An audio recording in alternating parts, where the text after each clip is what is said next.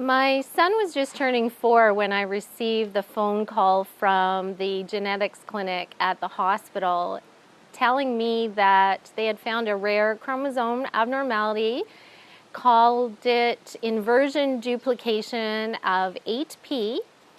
And despite the fact I had been a nurse at that same hospital, nothing can ever really prepare you for a phone call like that.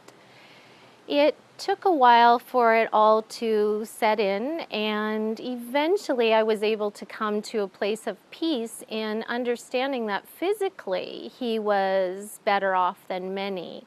But the one piece that stuck with me and created a lot of sadness for me was the fact that there was a possibility and in fact a likelihood that he would never speak. And this was the hardest bit for me. My son is now 12, and you can often find him riding his bike up and down the street, chatting with the neighbors. He very openly tells me what he wants and what he doesn't want. Despite the troubles this brings sometimes, I'm grateful for every word he speaks. So, how did this happen? Well, I can tell you it wasn't luck. At the time of his diagnosis, I lived in a major city in Canada.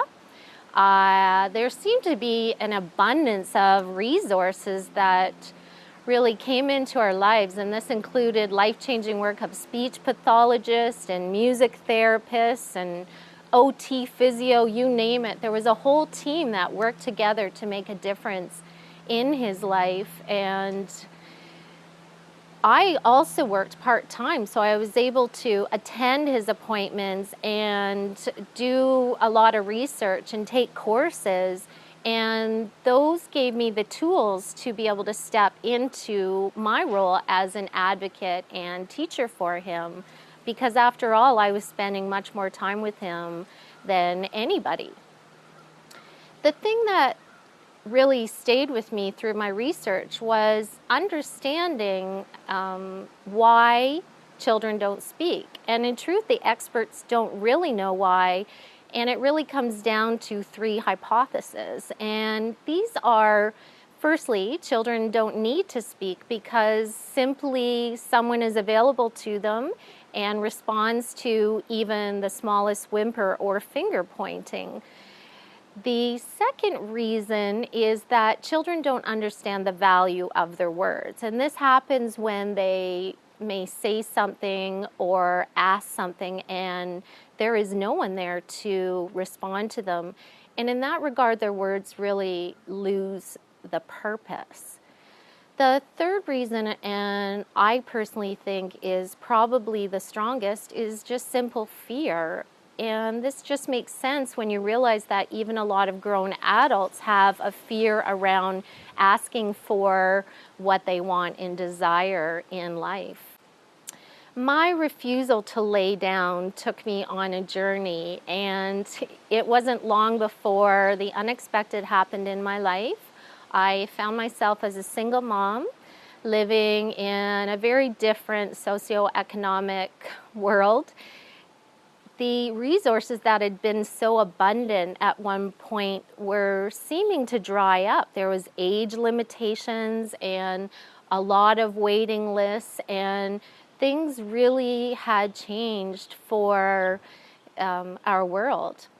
This is when a seed was planted, and I felt strongly that there was many parents out there who were facing some or all of the obstacles that I was dealing with at that time. And I knew that it was important to step into the role of the advocate and the teacher, especially when it came to early language development.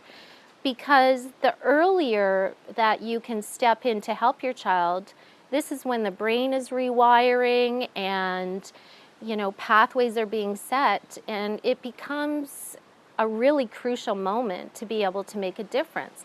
So it just makes sense that parents do everything they can for their child as early as they could.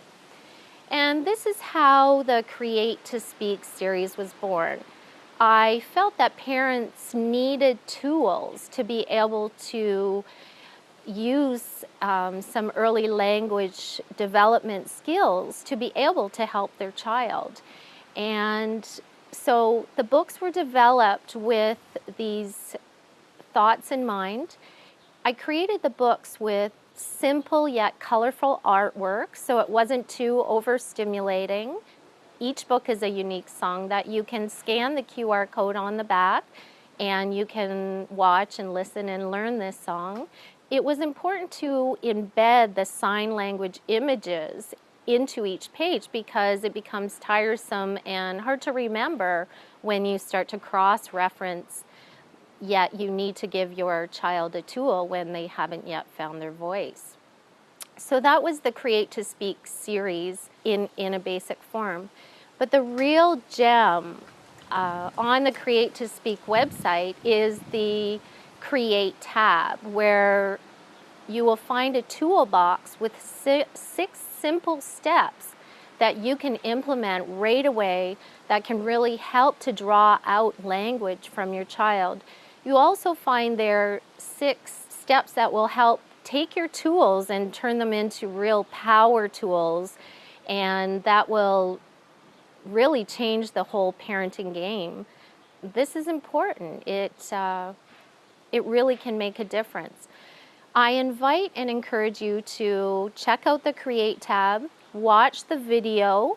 I'm happy to send you a PDF of the chart that you will find there. Just send me an email and you can hang that on your fridge, use it as a reference, use these tools.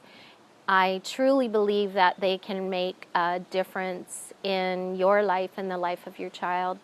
I am Susan Jones-Moore, and thank you so much for being with me here today on createtospeak.com.